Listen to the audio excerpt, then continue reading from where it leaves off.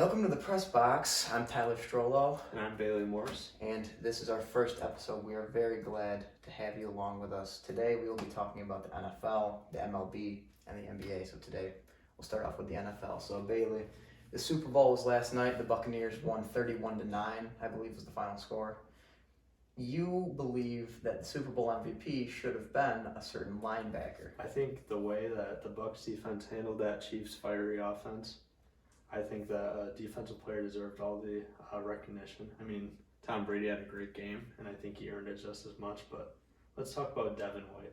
Devin White comes in here. I think he leads the team in tackles yesterday. I think he had 8, if I'm remembering correctly. Yep, 2 of them tackles for loss, which are crucial. Mhm. And then he had that game-sealing interception in the end zone. Yeah, that's good stuff. And I think with quarterbacks, you see a lot of them. I think the past 5, maybe even 6 MVPs have been quarterbacks. You know, in MLB, they have the Cy Young Award. It's kind of like, maybe the quarterbacks deserve their own little thing. Maybe not Super Bowl. But I also think you could make a case for Gronk. He had 127 yards, 2 touchdowns in the first half alone, and he's an old man. He just came out of retirement. Yeah, I think he was leading in the odds to win Super Bowl MVP at halftime. Yeah, and it's, you got to give it to Tom. I mean, 7 Super Bowl wins out of 10 appearances, 70% win percentage out of 10 Super Bowls is unheard of.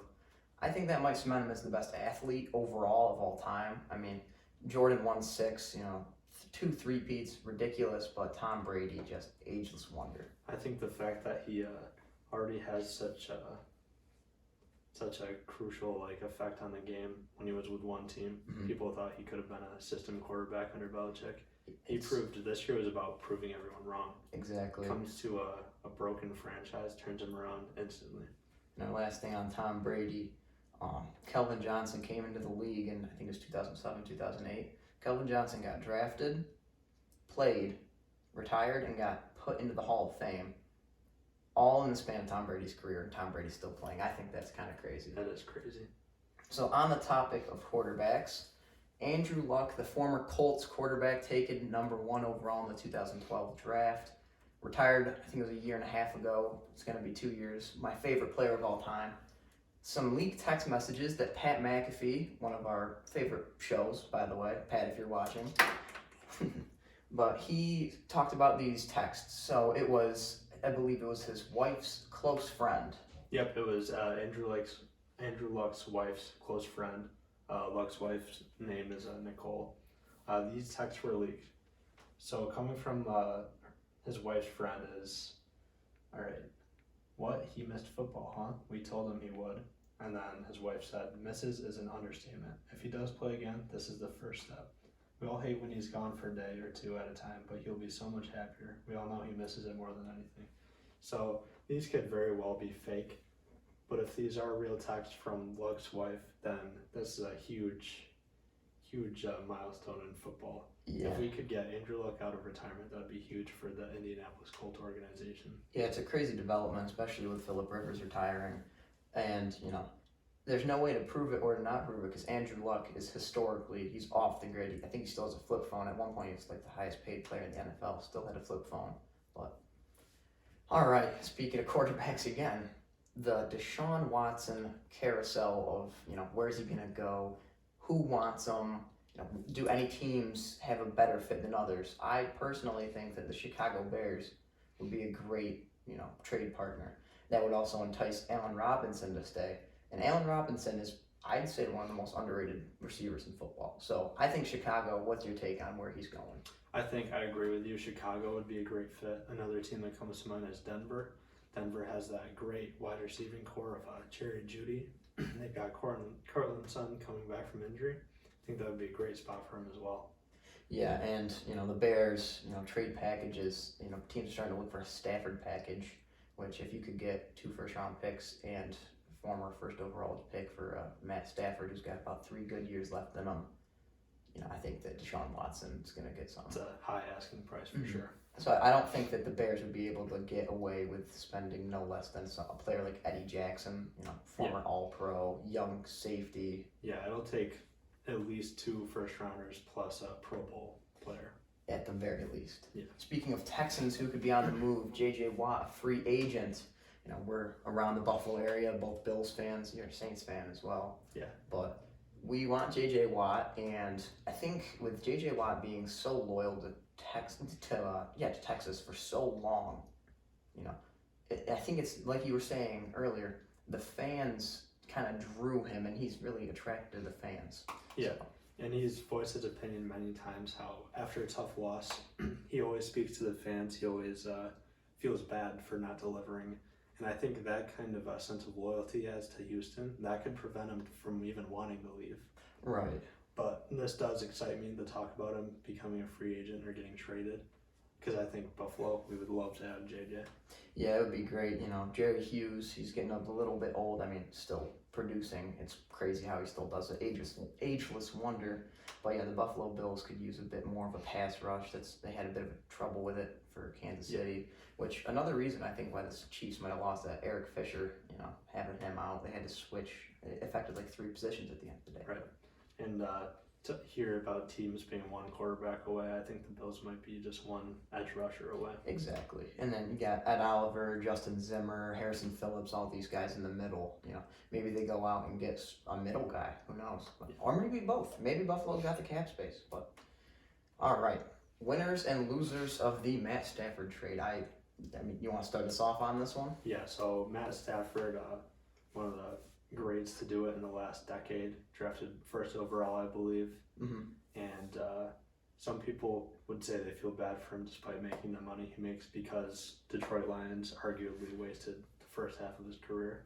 But now he goes to Rams, they're just a stud team right now. They're loaded on defense. They've got some playmakers on offense.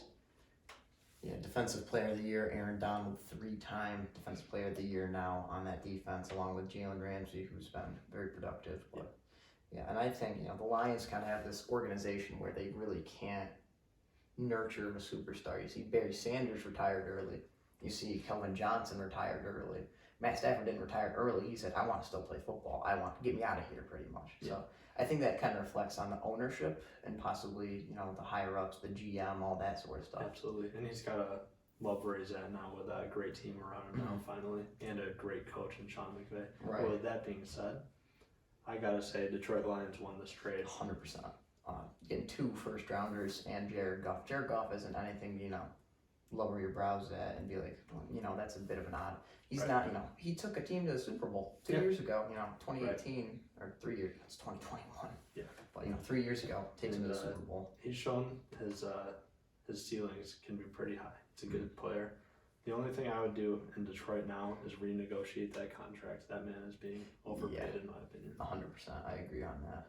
And then our last thing about football, Russell Wilson, this came out approximately 22 hours ago on NBC, specifically PFT, which is Pro Football Talk Live. Apparently Russell Wilson and, the Seahawks have been getting talks about trading him, and they've apparently been listening. So where do you think some good landing spots for him would be, and what kind of package would you need to get 2021 Walter Payton Man of the Year? I think some similar trade scenarios could be for Russell Wilson, similar to Deshaun Watson. Mm-hmm. Very similar play styles, very mobile quarterbacks. So I think teams like Chicago, Denver's a good one again. And you could argue Miami. I could see him fitting well there. And that just depends on if they want to stick with Tua or not. Yeah, I could also see, a dark horse in the Patriots possibly. If Bill Belichick said really great things about Russell Wilson in the past. I think he's at one point said he was the best in the league at some point this year because Belichick, But I guess if he were to go to the Patriots, what do they really have to trade for him? They would definitely need to bolster up those wide receivers for sure. Yeah, it'd be a pretty penny for Russell Wilson. But That's all for football. All right, welcome to the baseball segment. So, Bailey, Trevor Bauer to the Dodgers. Who saw that one coming? Trevor Bauer, and I think the only thing more significant about his presence on that team is his contract. Why don't you read that contract out to us? $102 million for 3 years, making him the most paid by year in MLB history, I believe is what it was put down as, which is, if you're in the same league as Mike Trout and you're getting paid more per year than Mike Trout, there's something wrong. Because I know Mike Trout got, I think it was 12 years, 560 mil, which is a lot of money. But if you divide that up, it's not as much per year for Bauer for 3 years, which I think it just blows my mind. Right, and you might say that Dodgers might have more cap space than the Angels. Hmm. Dodgers are paying Mookie Betts about half as much as they're paying Bauer now, which I find unreal. Mookie Betts is a game changer. Just look what happened when he left Boston. Yeah. Game over. He's a perennial all-star. He's a good sport too. Very, I mean, being a Yankees fan, Mookie Betts, great role model for kids and all that. But I think we both agree on this. Dodgers drastically overpaid. Yeah. 100. I mean, pitchers are good. You got Clayton Kershaw. I mean, their bullpen is good as well. I think they still got Jensen, I believe. Mattea, I believe, is still on that team. I could be wrong. Yeah. But I mean, to come and pay another pitcher with Clayton Kershaw already on your roster, $102 million is just mind-boggling. Like a Cy Young is the only way to pay that one off. I think a couple Cy Youngs, a Cy Young per year. Yeah, and then aside from overpaid athletes, we have Raph Devers, who signed a 1-year extension with the Red Sox a couple weeks ago worth $4.5 million. So he's making nearly 9 times less than Bauer. Dirt cheap for someone who got snubbed in the All-Star game. Yeah. Should he have made it over Gleyber Torres? No. Should he have made it over someone else? Yes. Who else would that have been? I don't know. Right. I mean, he even though the Red Sox were a struggling team this year, he was second on the team for RBIs with 61, behind Verdugo by only 1. Mm-hmm. Which Verdugo, great pickup by the way. Very happy with that one. But yeah, Devers, coming out of that 2018 draft class, you saw him, Juan Soto, Ronald Acuna, Gleyber Torres. That draft class, I think, will end up going down as one of the greats. Oh, Packed in. Right, bright future in the MLB for sure. Mm-hmm. Or I shouldn't say draft class, rookie class. There's a difference. It's weird. Football, you get drafted, you go in, but baseball, some of these guys come into the league in 2014, but they're a rookie and their stats are recorded as a rookie in 2018. Right. It's crazy. Yeah. But speaking of 2018 draft class, Gleyber Torres, he seems almost due for a breakout season. He's been playing well. He was an all-star last year. He had to switch over to shortstop when Gregorius got hurt, and he played pretty well there. I mean, what do you think? I think his numbers from his first 2 seasons, averaging 271 and then 278, those are very promising numbers for someone that young. I mean, his numbers did dip a little bit last year, but this season, my bad. But this season, he can make some excuses about everything that was going on in the sports world this year. Yeah, it was a really weird year. Yeah, and if you think about it, pro baseball is really the first sport to experience the whole no fan situation. Right, and I've been to multiple games. I try and make it to a Yankees game a year, but seeing those stands empty and how loud they usually are in the stadium, it's weird. And even with the artificial sound, it's not hearing any change in sound when someone hits a homer. It's awful. Yeah. I mean, speaking of the Yankees, 17, I believe, 18-year-old now, Jason Dominguez, I think he's the number 1 prospect in, I'll check that. Dominguez. It is not. Turned 18 yesterday. Happy birthday, Happy Jason. birthday. Yeah, I'm not. Yeah, he's the number 1 prospect for the Yankees, and I've heard that he's at least top 10, top 5, possibly number 1 in the league. So I've seen this guy hit. He's drawn comparisons on a scouting report to Mickey Mantle and Mike Trout, which is high praise for a kid who's 18 years old. Right. So I guess the question is he ready for the league, or is the league ready for him? And how do you think the Yankees can accommodate to a player like that? I think the league has to be careful making those kind of comparisons. Mm-hmm. I mean, if you compare Trevor Lawrence to a Peyton Manning right off the bat, I think that's the worst thing you can do to a young athlete. Yeah, because it puts unnecessary pressure on them to perform right away. 100%. You've seen things like that, like Zion Williamson. They put a label with LeBron James on them, and Zion's a very good player, but I don't think we can label anything to LeBron yet until at least 10 years in the league at this point. Right, far too early for that. But with that being said, he does look like a great player, solid hitter. I think there's no harm in giving him a chance to start. Right, and then you've got guys like Clint Frazier, who, I think the Yankees either need to put him in the starting lineup or trade him because he's a great player and I don't think he gets the respect he deserves in the organization or the league, really. Absolutely, yeah. And then our last baseball topic, it's no secret, Yankees fans, all of them, league fans, they think that the Yankees kind of suck. Everyone hates the Yankees. And one of the main reasons is Aaron Judge and Giancarlo Stanton. They're not bad people at all. But the amount of money they get paid to strike out a lot and get injured a lot, that's the main gripe that people have, is they're injury prone. So if Judge and Stanton can come back this year, which last year Judge was batting .257. 257. That's not bad. But Stanton was batting .250. For the amount of money they're getting paid, that is not good. Right, especially considering he's taken a very gradual dip since 2017. Right. 2017. And Stan had 11 RBIs last year. 11 RBIs and 19 hits. And you're paying this man a lot of money. Right.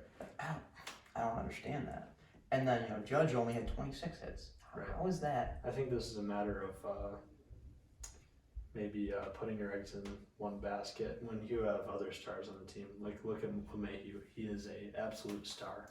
Yeah, DJ LeMahieu, signed him back 3 years. I think it was $90 million. That's a great deal. Actually, was it 3 years, $90 million? No.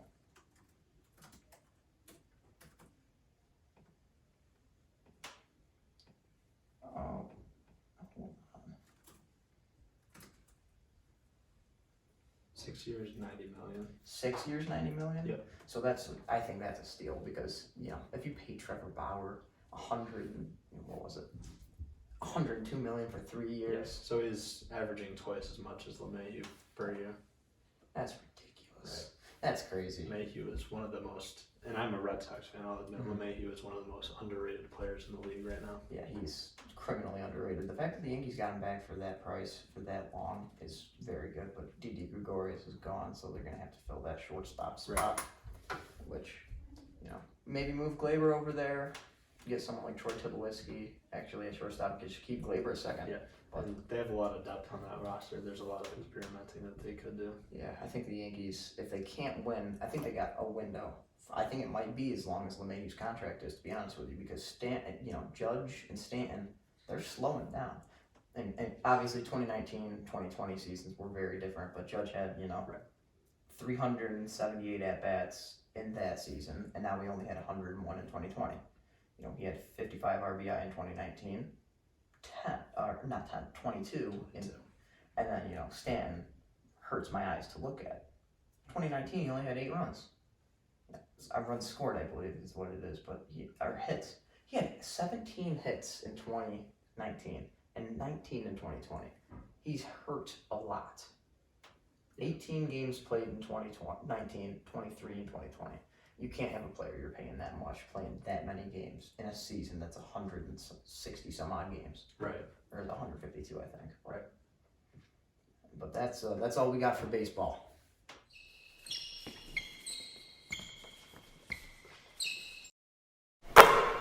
Welcome to our last segment of today, at least our normal segments. We have the NBA. I guess we'll first touch up on Luka Doncic and the Dallas Mavericks. What's happening? Why are they not winning games with Luka Doncic averaging a lot of points and a lot of assists? Points. I mean, you've all seen the impact that he has in the game, like individually, but we're just seeing like a lack of winning going on in Dallas, it seems. Yeah, I mean, you have your superstar averaging 27.8 points, 9.5 assists across 25 games, or 24 games, according to ESPN, and you're not winning a lot. That's a problem.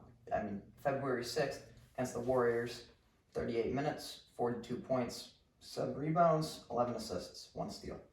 Yeah, and it looks like he's on an absolute tear right now, over 20 points every single game. Yeah, I think you might even be able to say over 20. Yeah, over 25 points. 25 per game. That's kind of That's unreal. And to keep that level of play up for not just this season, but last year, averaging nearly 29 points a game. That's unreal. I think some of the, not being able to win can also be attributed to big man Kristaps Porzingis. Tingus Pingus, as that one Knicks fan like to say. He, coming off a brutal, I think it was an ACL tear. I mean, it's obviously going to be hard for a player to bounce back. But to be a non-factor really, and not being able to help your number one guy, Right. that's where I see a problem, and that's where I see a trade. Bradley Beal of the Washington Wizards now playing alongside Russell Westbrook, who's been bouncing around more than a bouncy ball at a kid's birthday party. Mm-hmm. Unbelievable how many teams he's been on in a short span. Kind of like Kyrie Irving. Not quite Kyrie Irving, but. Right. So. Bradley Beal would be an ideal situation for Dallas if they could get their hands on him. 2 players averaging over 25 points a game, with Bradley averaging 33 a game this season. Wow. Unreal. Yeah, and you think about it, you got the Mavericks who have their superstar, and then they need that one other guy. Not quite Luka, but not as non-factor-ish as Kristaps Porzingis. Right. Bradley Beal is that perfect middle, and he might even be on the tier or above Luka. So if you think about it, a disgruntled shooting guard on the Wizards who wants out, it seems. His body language the last couple of games has been, like this. He seems like he doesn't really care. Right. And you have a Mavericks team who is desperate and in need of a shooting guard. They got, Seth Curry's gone. They got rid of him or they didn't sign him back.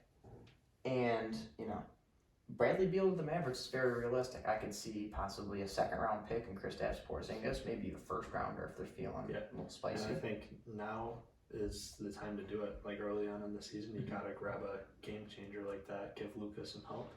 So I think Cuban would be very wise to look into a trade.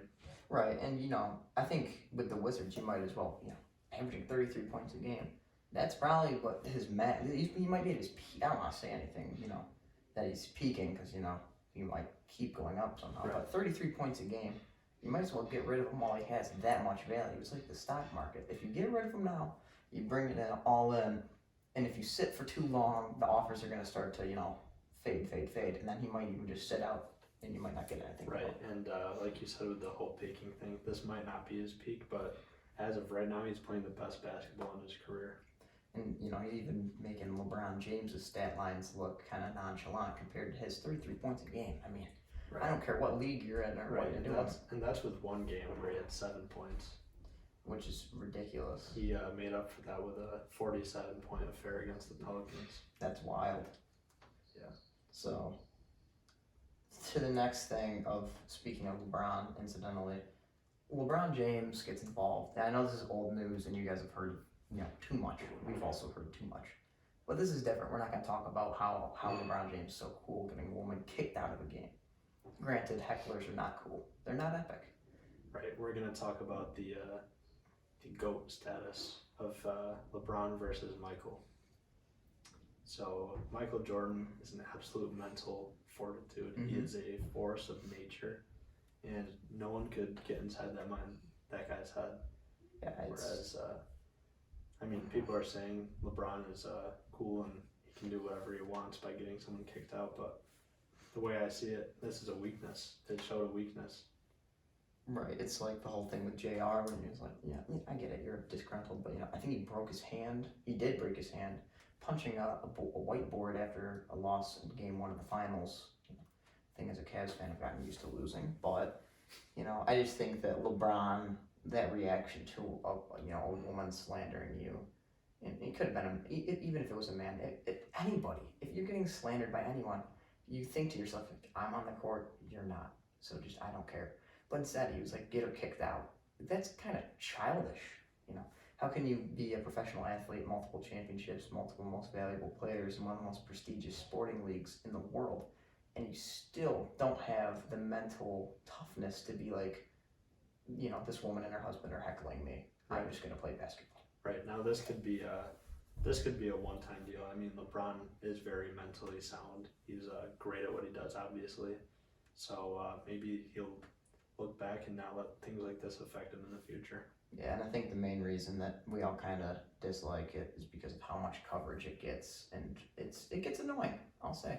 With Zion last year, it got a bit annoying. He was hurt for most of the season. Now, granted, he's a spectacular player, and we'll touch up on that in a minute. Right. But, sometimes they get more press than they kind of need. Like, we don't need to know what LeBron James ate for breakfast. Right. I don't need to know, Zion's morning routine. Those are things that people kind of don't really care about. Right. Instead, the things that we should be covering are things like the fact that Zion, I'm sure little of you know because it's not getting covered, Zion has become tied with the fastest to reach 1,000 career points with Blake Griffin. Yeah, and Blake Griffin, I could see those two having a similar career arc because they both had injuries. You know, I think Zion might not finish his career on the Pelicans. I think, was Blake Griffin the number 1 overall pick? I think I remember him. I remember him being a number 1 overall pick. If I remember correctly. He was pick number 1 of 2009. Right, so they're both number 1 overall picks, power forwards, not really tall enough to be a center, not slim enough to be a small forward. So they're that perfect power forward mix. Right. And they both can dunk. They both have some shooting ability. And they both have, you know, I wouldn't really compare Lonzo Ball to Chris Paul, but close enough. I mean, I guess that's kind of like comparing MJ to Penny Hardaway. Right. And no, I don't want to call.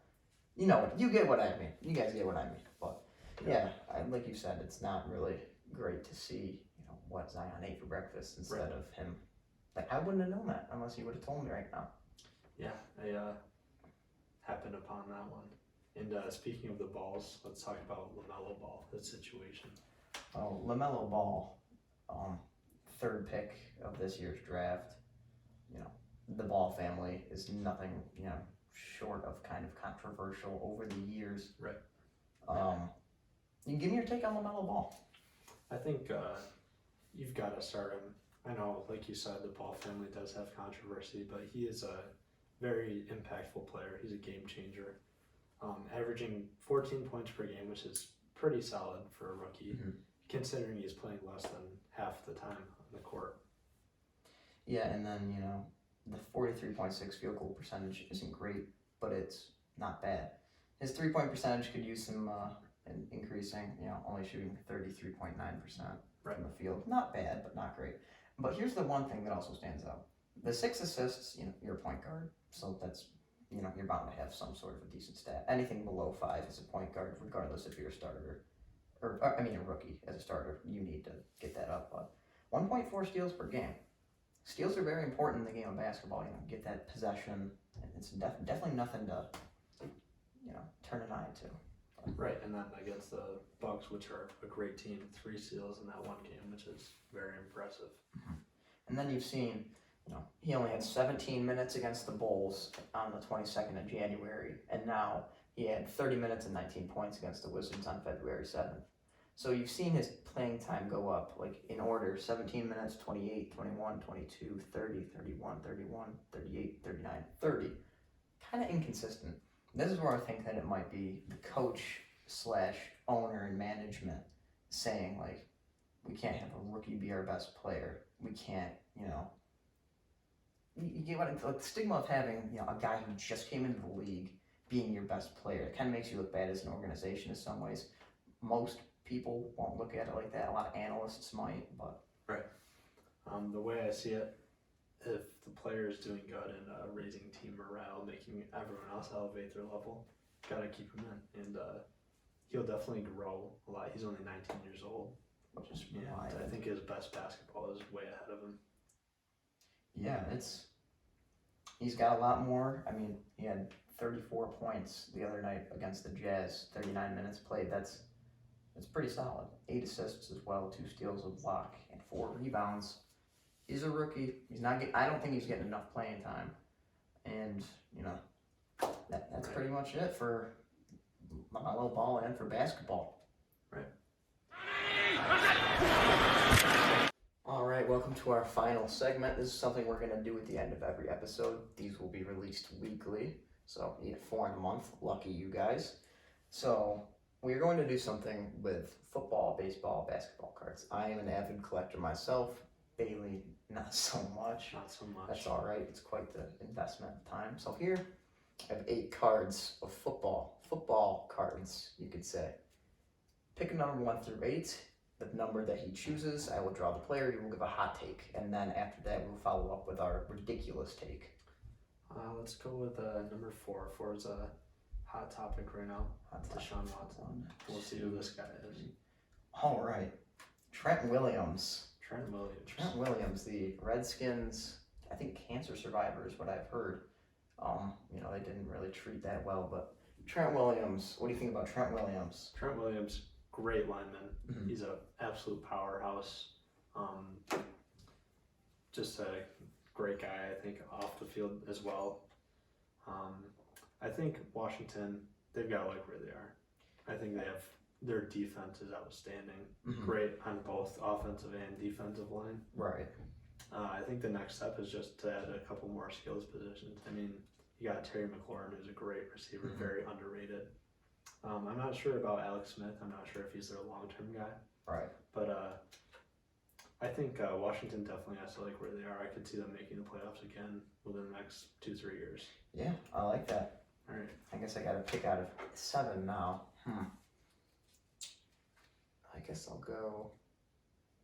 For some reason my brain's either going 1 or 7, and I didn't really see what these were, so I'm kind of grasping at straws. I guess I'll go with 6. All right. 6 is the number.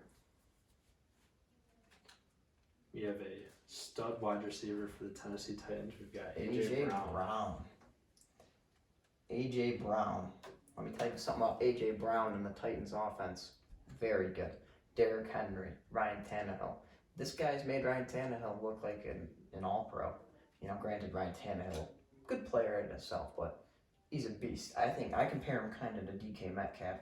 And by the way, if anyone compares DK Metcalf to Kelvin Johnson, you are mistaken by a long, long, long way. Kid's very good, but he's got a long way to go. AJ Brown, I think he's going to be a stud. Big dude, he's fast. His stiff arm is scary. Those Titans players, all of them got a stiff arm, it seems. Right. But yeah, this Titans team, I was really surprised when the Ravens beat them. You can't stop their play action pass with always being afraid of Derrick Henry running the ball down your throat, and then AJ Brown's wide open in the end zone. It's a great recipe for success, and I think the Titans have a dynasty ahead of them. Yeah, I think they're really, really good. They got Taylor Lewan coming back. I think they still got Jadeveon Clowney, which what has happened to Jadeveon Clowney? Speaking of, first overall pick in 2014 in a draft class that's been somewhat forgettable but somewhat amazing. Actually, forgettable. What am I saying? Defensively, they got Khalil Mack in that class, Aaron Donald. Sammy Watkins, Mike Evans. They had a pretty good class. Good class for sure. Yeah. I think this is where I think moving players around from team to team.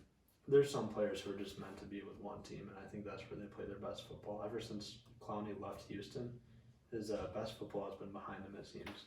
Yeah, I think you're really right about that. And then, look at obviously Antonio Brown's situation, very different because there's a lot more controversial than Jadeveon's, but moving from team to team isn't always the best option for players, I think. Right, but then you see Antonio Brown, he hasn't been too bad. Whenever he's on the team, he catches a touchdown. Yeah. And I think that could attribute to Brady's leadership. I think I would be afraid to make a sound in the locker room with Brady. Yeah, he's. I saw a video of him last night. He was packing his stuff up, and I can't remember which Buccaneers player it was, but they were recording it. Like, he's been here, he's done this so many times. He's just in the corner packing up his stuff. Yeah. 7-time Super Bowl champion, just in the corner. Routine. Didn't even have to fly to the Super Bowl. Yeah, that's gotta be pretty cool, by the way. I saw the owners, hoisting up the Lombardi. That's gotta be pretty neat on your home field. Right. Yeah, that's just gotta make it all the better for those Bucs players. 100%.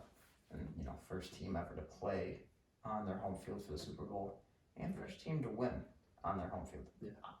We might never see that again. Right. The Vikings were this close a couple years ago, but Nick Foles ruined it all for him. Nick Foles said no way, which next week, Carson Wentz to the Bears, Carson Wentz to the Colts, Carson Wentz on the Eagles. Want to give your prediction, your bold prediction? I think I still have faith in Carson Wentz. Look at his first 2 years as a starter. Got injury problems. This year kind of took a downfall. His numbers went way down. Got benched for Jalen Hurts, who is a very good player, by the way. I think he has a great future. I still have faith in Carson. I think if he's in the right atmosphere, I think Indianapolis especially, that is a star-studded team. I think if Carson goes to the Colts, you'll be seeing Carson Wentz in a Super Bowl someday. Which is a very hot take, but at the same time, he was an MVP frontrunner at the time of the Eagles Super Bowl. He got hurt. Nick Foles came in, but for the Bears could trade. I've heard rumors that he might get traded for Nick Foles again. Now they have a different coach. Foles back to Philly for the third time. Wow. The merry-go-round keeps on spinning. Right. But my bold prediction is that DJ LeMahieu, newly re-signed Yankees third baseman, will win AL MVP this season. He's just out of his mind. I think he's the league's best in the AL at least. He might even be better than Freddie Freeman, who was the NL MVP from last year. But that's all we got for you today. Thank you very much for watching this whole thing. We will continue to provide this amount of content once a week. Yep, tune in every Monday. We're gonna keep this going for as long as we can. Make sure you like and subscribe. We're not gonna beg for it, but at the same time, we do put in a lot of work, and we want to make sure that you guys are being entertained. Yeah, and if you liked this video, share it with your mom, your grandpa, your friend down the road. Especially the moms. Especially the moms. Thank you all for tuning into the Press Box, and until next week.